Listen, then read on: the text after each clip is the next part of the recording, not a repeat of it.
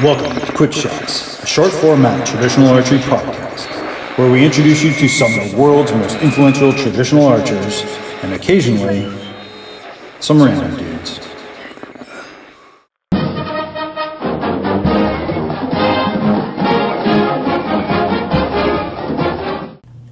Hey everyone, and welcome back to Quick Shots. I'm your host, Mick Chambers, and today I get to sit down and talk to Mark Hodges, US Barebow team member.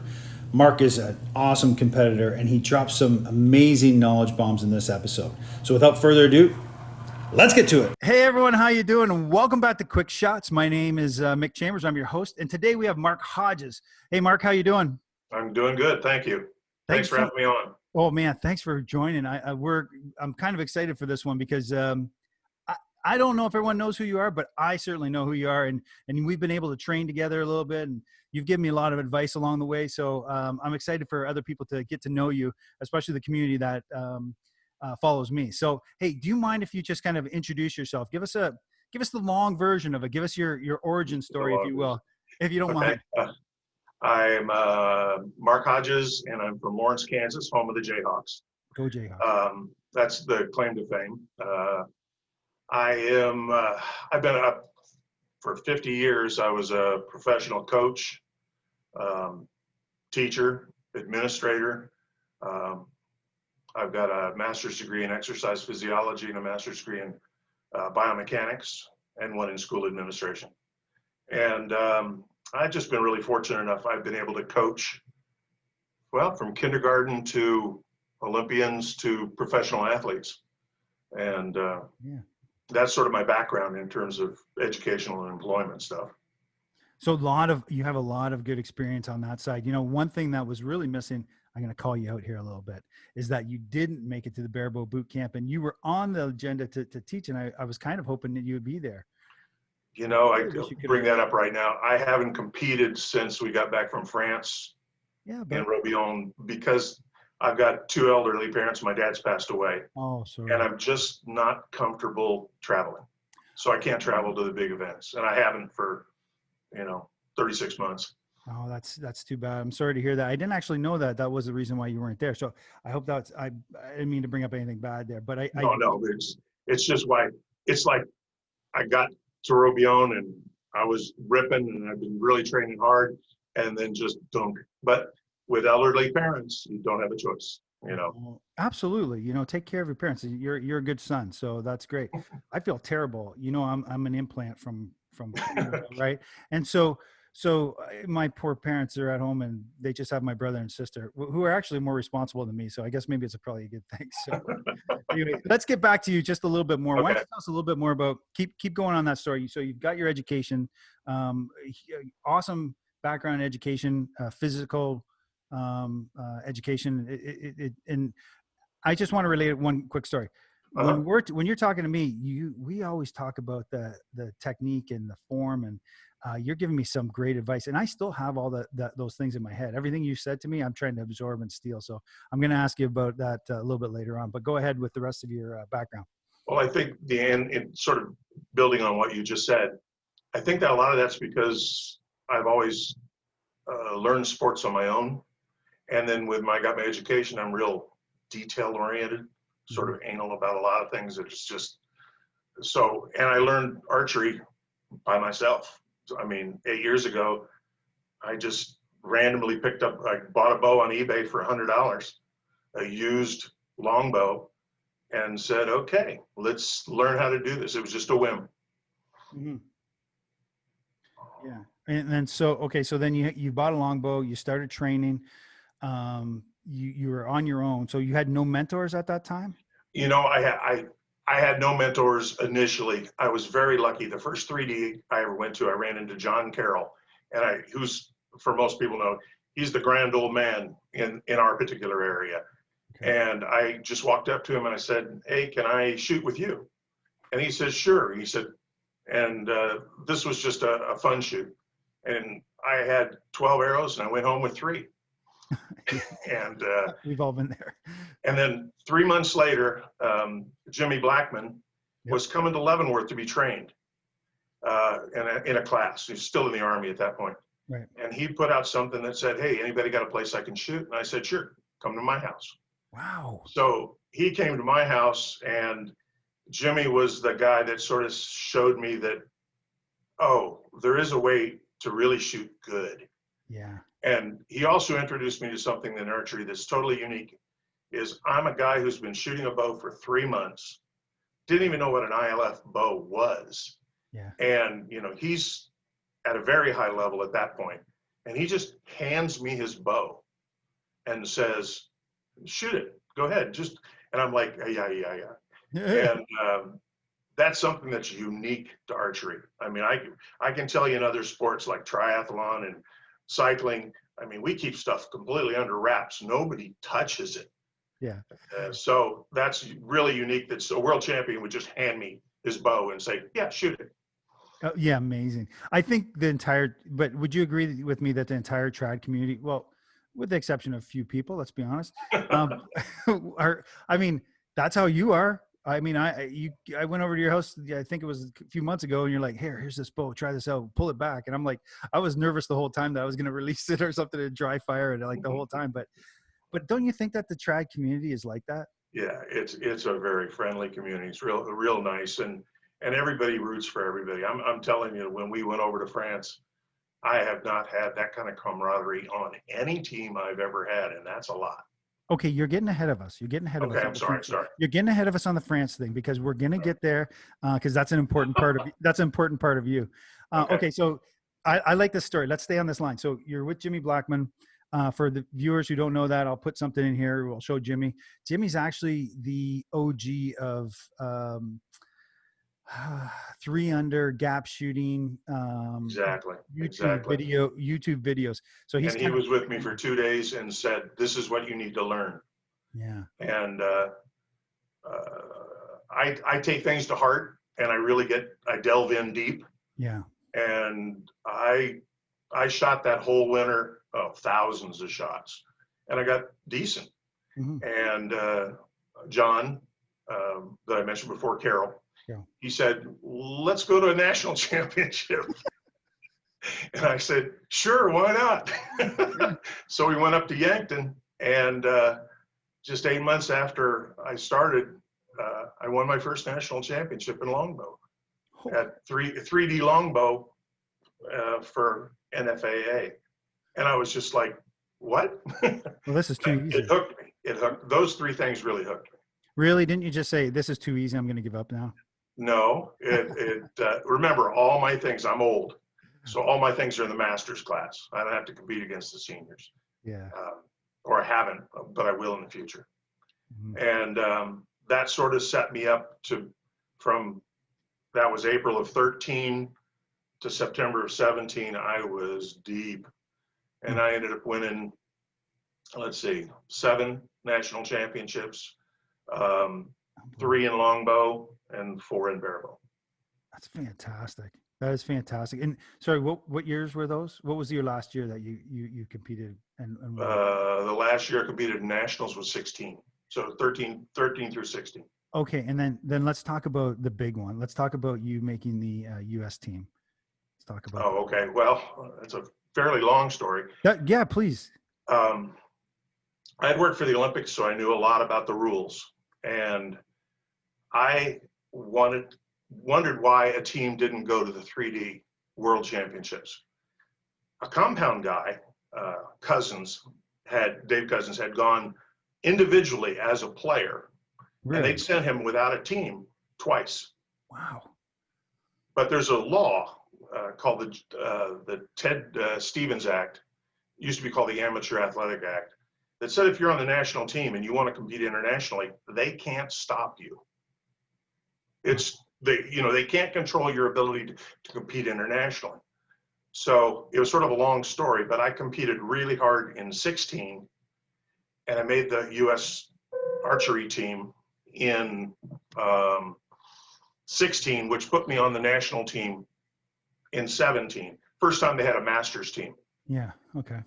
Well, the moment that happened, I wrote them a letter and said, I want to go to the 3D Worlds, and they said, you can't.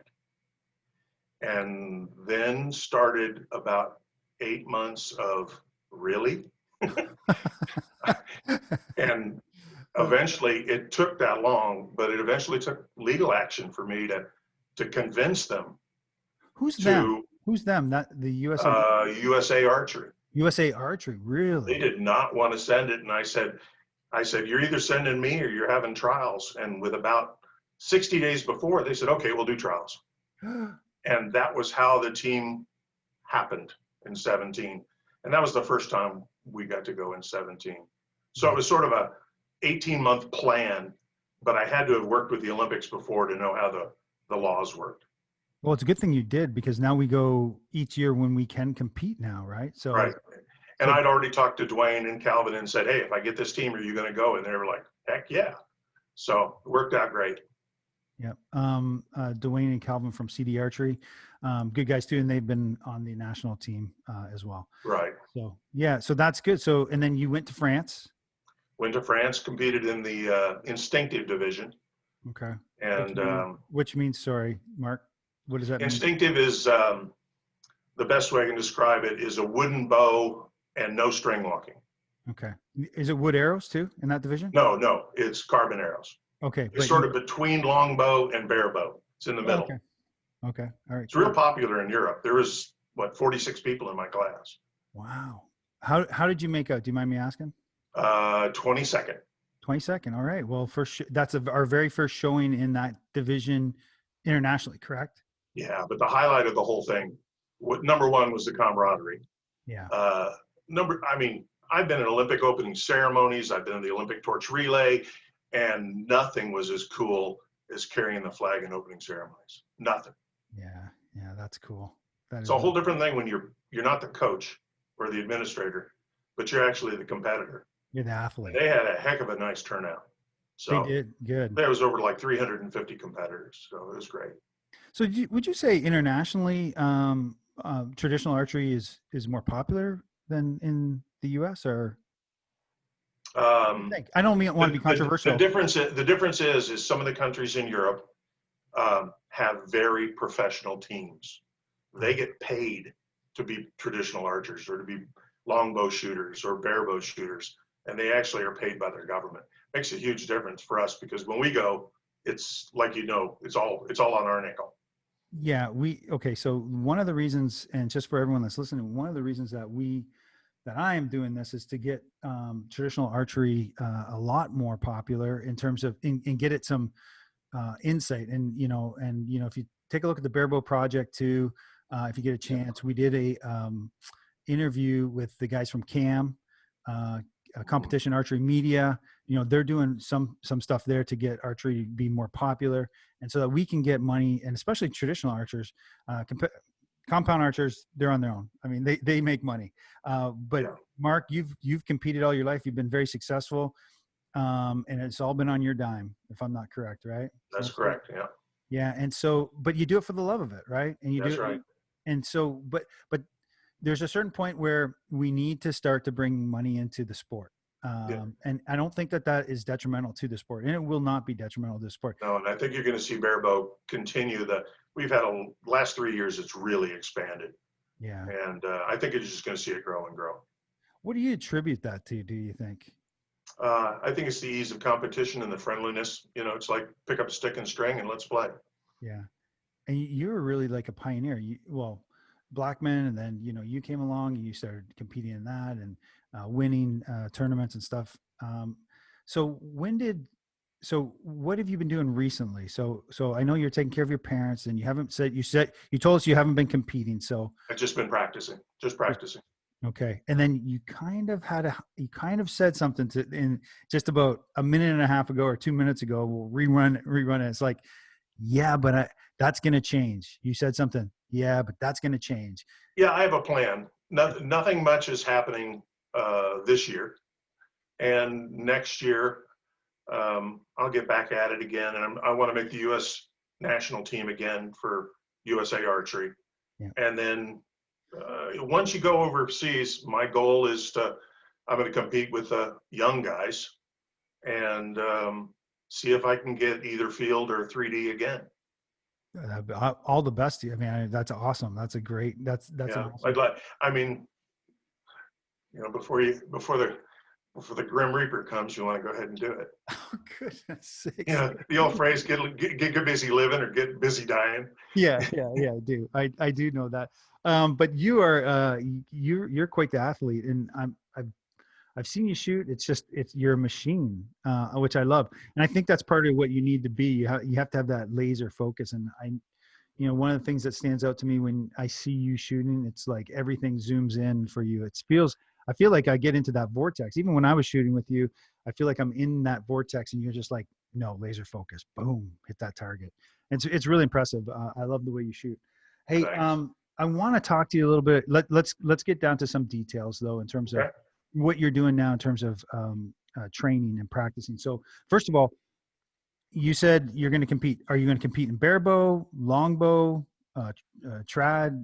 Like what categories are you I thinking? think I'm going to compete in World Archery Barebow, Okay, world archery. because that way I can train for field and for 3D at the same time, using the same equipment. I Yeah. think trying to go from my weird string walking to having to shoot from the nock, it's just too difficult. It But just I is. saw you had a beautiful longbow last time I talked to you. I do, and I can shoot it. Yeah, you But can.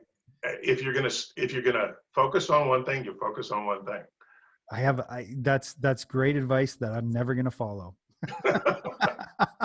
I got like 5 bows. I want to shoot them all because I love them all. Yeah. Okay, so tell us about your setup then. Give us a rundown of what you shoot. What's your barebow setup?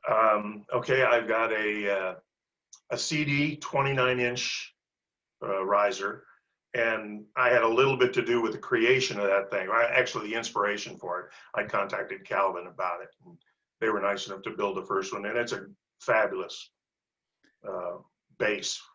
Then I do pretty much what Dwayne does. I've got MK Zest limbs. Yep. I'm shooting about 41 and a half pounds off my fingers. I got a 30-inch draw.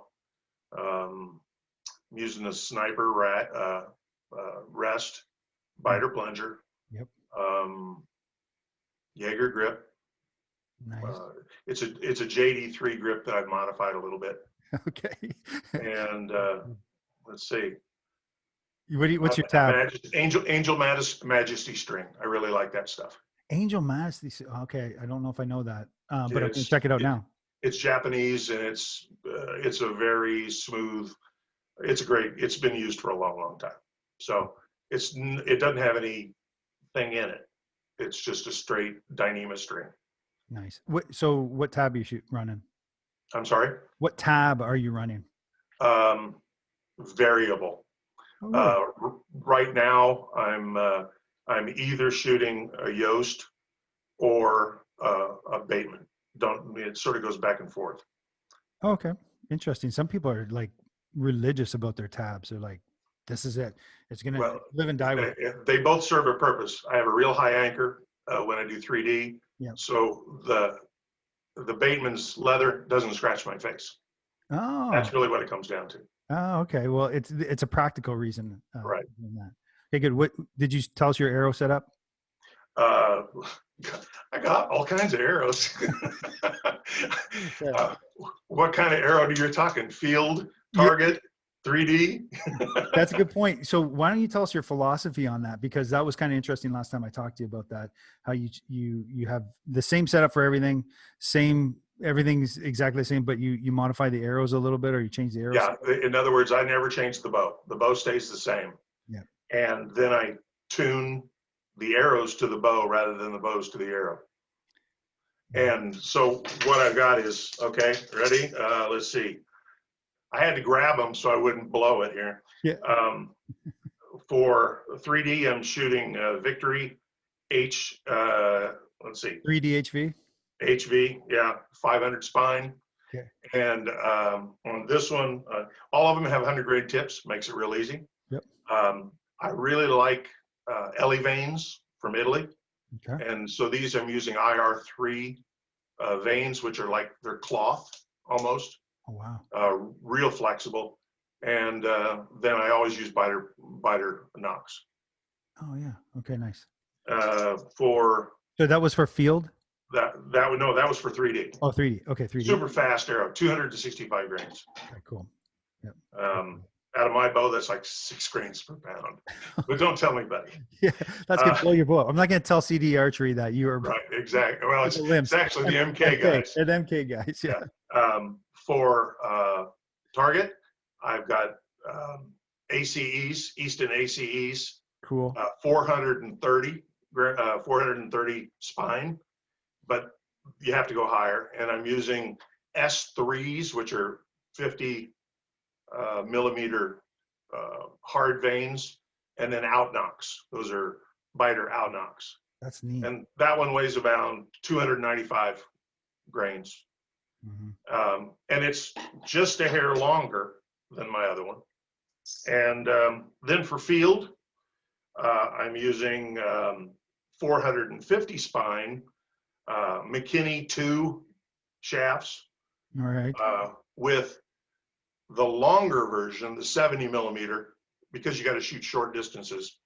And then I'm using what are called in-out knocks. Let's have a look. They're pin knocks, but they cover the whole pin. Let's see. Can you put them up in the camera in the view just a little bit higher? Can you see that?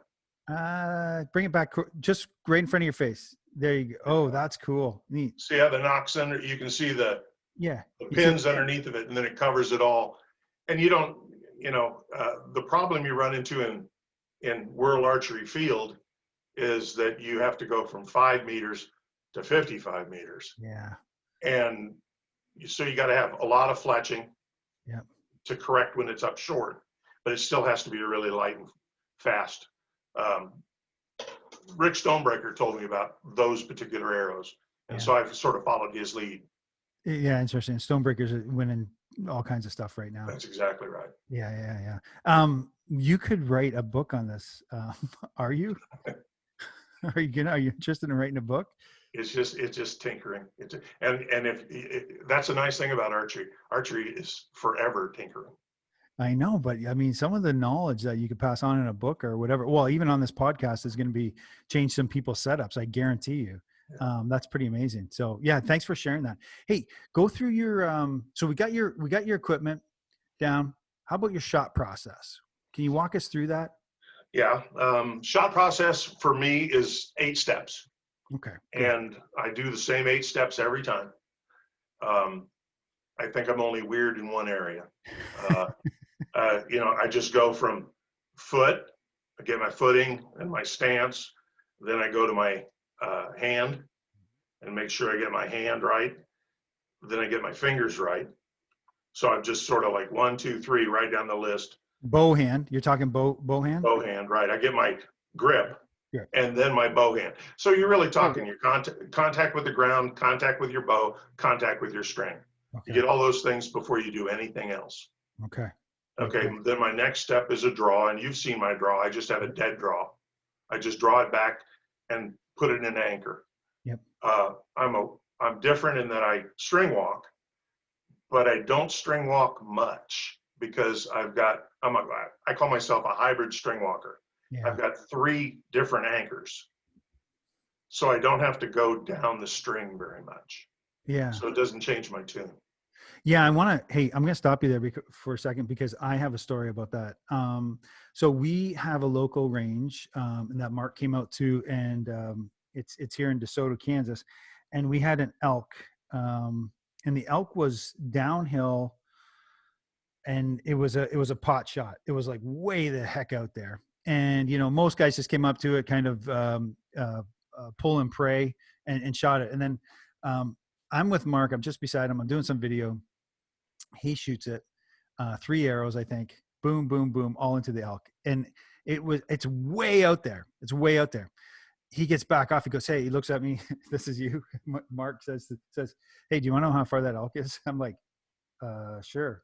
70 yards. I'm like, how do you know that? He goes, from where I anchor on my face. And it was amazing. So pick the yardage just like that. I had already known the yardage because I had the rangefinder, and I was just kind of filming. I wasn't actually competing that day. So that was very interesting, Mark. So I just want to relate that story. How well you figured out 70 yards. Anyway, so keep going. So anyway, once I get that done, and I've selected my anchor, then I'm an aimer. I aim. Mm-hmm. And once I get my aim, then I go to my expansion. And I expand using my lungs. Oh, wow. I I don't expand using my back muscles. They're already involved. But what I do is, there's a guy named Wim Hof. I don't know if you ever heard of him. He's written a couple of books on breath works. And I find that the breathing settles me. And that's how that you say zones me in. I just basically disappear. And what I do is I exhale and then exhale and then exhale. And then as I'm coming to my end, I take a big, slow inhale. And anywhere along that inhale, for me, it pulls my arms back. It Oh, good. it expands my Yes. chest a little bit, which keeps me from creeping. And that's also sort of my trigger. I know when I'm inhaling somewhere along that path, the shot will go off. That's awesome. That is unique. That is unique. And so if you want to call that a trigger, I don't know, it's just what I do repeatedly. And then, I sort of, in that situation where you're taking a big breath, I don't have to worry about release and conclusion. It just sort of happens. Yeah, that's awesome though. That's fantastic. And then, yeah, and then it goes where you want it to do. So it works. It's really awesome. Yeah, everybody's got to figure out what works for them. Yeah, no, that's a good point. And so on that, would you advocate for, like, if you were to teach, if you're going to, like, say were able to make it to the camp, would you have taught your shot cycle to people? Is that something that you think is worthwhile? I don't think so. I think my job as a mentor for the camp, Yeah. what they wanted me to talk about were the unique parts of world archery rules. Mm-hmm. Because I used to do that professionally and write rules and things like that for the Olympics. Yeah. Then I went over there knowing everything I could do to help the team, and it actually paid off over there. Good. But we were sort of, as a team, we were like babes in the woods. We didn't know the rules. Yeah. And some of the other teams were just vicious. So I don't want to interrupt you too much, but I will tell you that I attended the camp, and they talked all about this. So please keep going. This is really good because they did mention this. It was anytime you made any kind of mistake, nobody helps you. No. Everybody is, they're kind and sweet, but there was a confrontation basically in the quarterfinal team rounds, where one of our players, shooters, touched the stick, and the Italian team went crazy, and they interrupted the shot and interrupted the judge, put their hands on the judge, all kinds of stuff. Wow. And I just, they basically threw out that guy's shot, and so we would have lost automatically. Well, it turns out that we knew the rules, so we were able to get our team manager to file protests, and they lost all the way across the board. So we won the quarterfinals, and of course, those three are the same that went on to win the gold medal. Yeah, that's so awesome. It was significant. That is significant. No, I had no idea that controversy was there. That's pretty interesting. Yeah. Well, it's a good thing you were there to help out. Absolutely. Just got lucky, yeah. Hey, so just changing gears a little bit. What's something that maybe people don't know about you that you'd like them to know about you? And we talked before this. I'm telling Mark, please brag. It's important for everyone to hear this, and it's not bragging. Just go ahead and, if there's something that's interesting about you, we really want to know. I've had just remember, I've always been in the sports world. Yeah. So you name it, I've pretty much played with it. Motorcycle racing to kayak racing to almost a variety of things. But my big ones are probably, I'm a 2-time finisher of the Ironman triathlon in Hawaii. Wow. That's a long day. Yeah. I'm also the 1988 Olympic cycling coach for the United States in Seoul, Korea. Wow. I was also director of, well, in that one, acclaimed of infamy Yeah, yeah. Let's is hear this. I recruited somebody people know, Lance Armstrong. He was a triathlete, and I knew him from triathlons, and I recruited him into cycling in '89, right after the Olympics. And you know how that all turned out. Well, yes, we know how it turned out, but I mean, he's a fantastic athlete. I got him there as a 16-year-old, and we had never seen physiological test scores like we got from that kid. Yeah, amazing. He was an amazing athlete. He was the So GOAT. then I switched over to, and was the CEO for USA Badminton in the Barcelona games. And So are you a big badminton player? I played quite a bit, yeah. Wow. That is So, a tough sport. I don't know if people know how tough that sport is. That is like well, amazing reflexes. I always keep a little video that whenever we did things, and it shows a Malaysian doubles team against an Indonesian double team, and they hit the shuttlecock 72 times in 39 seconds. Oh my That's so. That is a tough It's just sport. unbelievable how quick they are. And you know, they're hitting the shuttlecocks now, comes off the racket about 180 miles an hour. Oh my goodness, that's crazy, and it's such a small court. I mean, it's amazing. Yeah. That's awesome. Anything else? I'm learning all kinds of Um, stuff. no, that's enough. Right now, because of COVID and everything else, I'm doing a lot of boat racing. That's fun. Boat racing. Like Kayaks and yeah. canoes. Okay, and just on the just out where the boathouse is there for. Is that where you're going in, or Going to where? Shawnee Mission Park. Yeah. Okay, cool. Yeah, they have Wednesday night races, just for fun. Am I thinking of the right place there, down by the downtown, down by the river?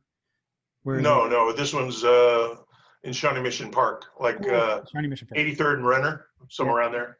No one knows what that is, but I just wanted to know. Yeah, I wanted to know. I wanted to yeah. know just because in case I wanted to go and watch you guys do Yeah, it. they've only got 3 more, and then it gets too chilly. Oh my God. Do you hunt at all? You know, I never have. No, I initially, when I first started shooting archery, I didn't feel good enough, and I had a piece of property at that point. I didn't feel accurate enough to do it, and so I just never had the opportunity. I had interest, but not really the opportunity. And then once I got to being a little more competitive, yeah. then it went away. Yeah, well, I It just mean, went away. yeah, it's not everyone does it. I mean, but you've been super competitive. I just want to thank you for all the help that you've given me and so many people. Man, it's been. Well, we're really lucky. We got a good core here in Kansas. We have a core. It's pretty darn good. I had no idea. I had no idea. And then this barebow bug kind of bit me, and I kind of like it, but I suck at it. So it's and that's motivating. So I'm kind of it's just motivating. So You know, it's like walking upstairs. You know, every now and then you get a plateau, and and then you get an aha moment, and you take another step up, and that's all she wrote. You're never going to go back down. okay, I'll take your word for it. I'll take your word for it. I do love it though. It's a lot of fun. Trad's a lot of fun too. Any kind of trad archery is fun for me. So yeah, it's awesome. Is there anything else that you want to add? Um, I mean, that's a lot. I mean, I know that we're squeezing. you know, you asked me earlier before we were on. You asked me about what I'd give suggestions you'd give to a newcomer. We're gonna nice segue. That is the Okay. segue. Well, Okay. okay. Yeah. So yeah, if you could, for a newcomer into the sport of archery, or even hunting, and I'm talking across the board, trad, and it can be for traditional archery, or you can be specific to barebow. But what would be one piece of advice that you would give that you think that out of everything, this is the piece of advice that would help most? Well, I think we've already covered it for every person. Yeah. They've got to come up with a shot routine that demands consistency.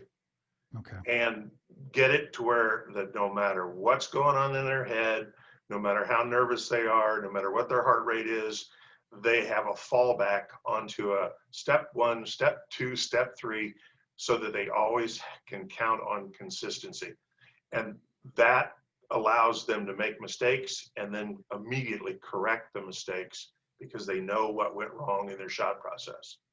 Now that's, you just have to get rock solid at that one. And then the other thing, suggestion, especially if they're trying to get more accurate, is practice enough that you can shoot all the shots you're required to shoot strong. I see an awful lot of people that go out to shoot 40 and they're trained to shoot 20 good shots. Or like World Archery Field, you guys shoot, maybe 96 real shots and then another 20 or 30 practice. So you got to have 120 shots in your arm. Oh, wow. And you do that back-to-back days. So you got to practice enough that you got that level of strength that your first shot and your last shot are equal. Yeah. Yeah. You got to finish strong, right? I mean, that's Exactly. great advice, especially for people that are going to get into competition. So awesome. Is there anything else you want to add? Cause I got some goofy question I want to add. Goofy questions. So well, first of all, before we get there, who would be a mentor to you? Like who do you look up to or admire or as a mentor of yours? Okay. I hope you have time for this one. Yeah. I don't admire anyone. Good. Because I've learned that lesson. Ah. When I was first starting, there was a whole bunch of people I just put on a pedestal. Yeah. And the first time I went to Twin Oaks in the shoot down, I got Alan Eagleton right off the bat. And Alan Eagleton, of course, I'd seen on TV at the World Field, and he got a silver medal in the World Field, and he was just, I admired the heck out of him. Yeah. Well, I was ahead of him after 4, and I blew it on 5 because I couldn't believe I was ahead of him. Got in your head. And there's a whole bunch of people that I consider there are a few people that are inspirations, but I never consider them idols or heroes or anything like that, just because it doesn't work. And you'll find that they're all human anyway. And if you get on a good roll or a good location, or you get in there, you can beat them all. They're all easy to beat if you're on. So yeah, I like, if I have inspiration, I like the guys that are older than I am. like Rick. Yeah, Rick Stonebreaker. And he's older than I am. And if he can maintain that level of competitiveness with his age, then more power to him. Gives me something to shoot for. Hey, I haven't paid attention to Yachten or whatever, however you say it. Yeah, he just set a world record. And he just set a world record. So I wasn't paying much attention, but that popped up and it's like, oh wow. Did he shoot over his par or something? Like what it was something. He shot 2 days, 470, 471. Yeah, 471. That's how consistent he was. Yeah. Another person that I really hold in high esteem is Ben Rogers. Ben is, God, he's 73 or 73, I think, and he just had heart surgery, and he's just been dominant. And if those guys can do it, so can other people. Yeah, no, you're absolutely right. So I guess the advice there is just don't let people get in your head. Everyone's human. People shoot over the target sometimes. Yeah. And when you see it, the first National Senior Games I went to, there was a guy named Jim Plowen who invented the 21st century longbow. He was there shooting recurve. His legs were so bad he almost couldn't walk the 60 meters down to the target, or 60 yards. Oh, wow. And he set a record that day at age 86. Wow. And I was like, oh, this is cool. He's been in archery his entire life. It is cool. It's great to see. It's great to see competitors that are older, but it's also nice to see the young guys coming into and taking up the reins, to a little bit and winning and being successful, because we need the archery to grow, and we need to become popular, and we need to start paying you guys that are competitive, or at least cover your costs to go to these tournaments, because you're representing the United States of America, right? We want the best people in the world going and representing the United States of America. And that means that you have to make it worth people's while, you know? Right, right. And there's a lot of people that you just, if it's over in Europe like the next one, it's a $3,500, $4,000 trip. Yeah, no, exactly right. Exactly right. I mean, you don't even, but you have to buy your own jersey. I know. Oh, well, we have to figure something out. Hey, okay. So I asked you about your mentors and idols and stuff like that. You gave a great answer. Now, who do you hate? Like, who do you really, really hate? Can't wait to beat every single time. Uh, uh, I don't think I hate anybody. That's the nice thing about it. I don't think there is a real sour apple in the group that I compete with. I mean, I've been completely a brand novice and put in with a world champion, and they take me on a field course and teach me. Yeah, I know. I mean, teach me, no, do this and do this and do this. And I mean, one time I walked through a national field with Ben Rogers, and I learned more in 24 targets than 6 months of training. Yeah. And Thanks. we're really fortunate in that regard. Yeah, I agree with you. I don't like Demer either. Okay, so that's all we have for today. That's actually it. That's all I have for you today. That was amazing, Mark. Thank you very much. I want to thank everyone for sticking around and listening. Please like, share, and subscribe. Pass the message around. This was a really great conversation. Don't forget, guys, we have Archery Geek and we have Quick Shots t-shirts for sale too. That helps the channel out. Really, really appreciate it.